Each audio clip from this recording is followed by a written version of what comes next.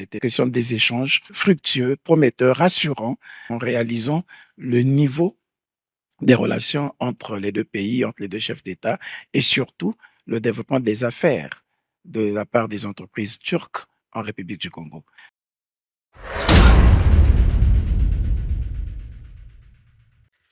Au palais présidentiel d'Ankara, le Premier ministre Anatol Koline-Makosso a été reçu en audience par le vice-président de la République de Turquie, Cevdet Yılmaz. Une rencontre placée sous le signe du renforcement des relations bilatérales entre la Turquie et la République du Congo.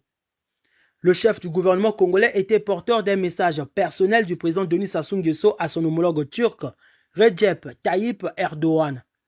Avant la réunion bilatérale, les deux personnalités sont restées en tête-à-tête pendant plus de 3 quarts d'heure.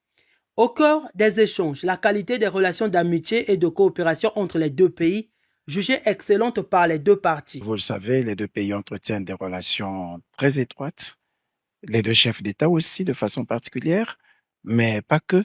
Les deux premières dames de façon très étroite, et c'est d'ailleurs une coopération qui a été saluée par monsieur le vice-président, avoir les deux premières dames engagées dans une initiative en faveur de la salubrité et l'assainissement en République du Congo, avec cette initiative Zéro déchet à Brazzaville et à Pointe-Noire, portée par les deux premières dames, appuyée par la société Al-Bayrak, à qui il a été confié la charge de ce travail d'assainissement de nos villes. Il a été question des échanges fructueux, prometteurs, rassurants, en réalisant le niveau des relations entre les deux pays, entre les deux chefs d'État, et surtout le développement des affaires de la part des entreprises turques en République du Congo. Vous savez que nous avons été ce matin à la direction de Ulsan Mining, et ça aussi, ça fait l'objet de nos échanges.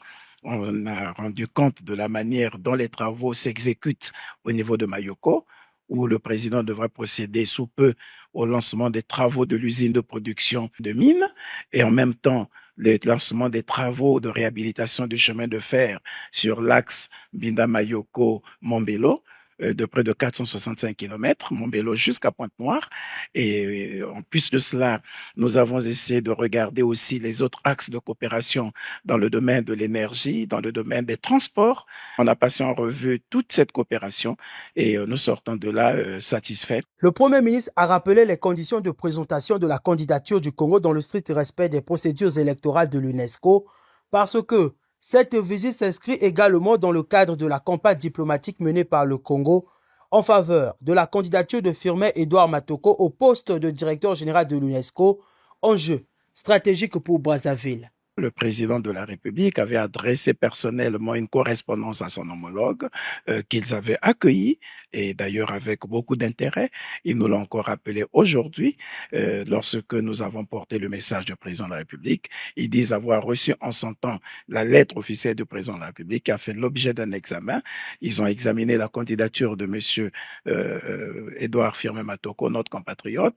Ils ont reconnu un profil remarquable, une carrière riche et un engagement marqué pour la gestion de l'UNESCO en cette période de crise internationale, de crise du multilatéralisme, de crise du multiculturalisme.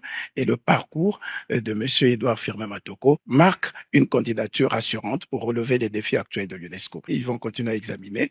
Juste après l'entretien avec le vice-président turc, le Premier ministre a poursuivi ses échanges avec le ministre de l'Énergie de Turquie. Un dialogue tourné vers les partenariats dans le domaine énergétique, secteur prioritaire pour les deux pays.